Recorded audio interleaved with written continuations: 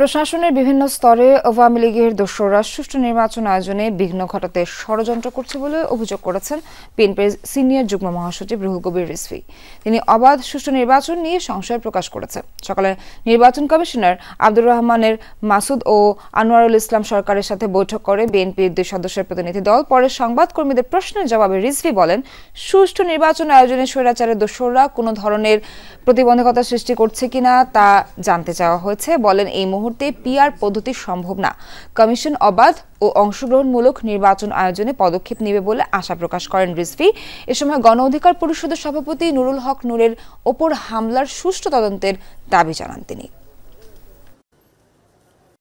অবাধ সুষ্ঠু নির্বাচনের বিষয় তো আমাদের এখনো সংশয় রয়েছে, যে আসলে এটা কতটুকু হওয়া সম্ভব বা কতটুকু করা যায় তাদের কাছে জানতে চেয়েছি।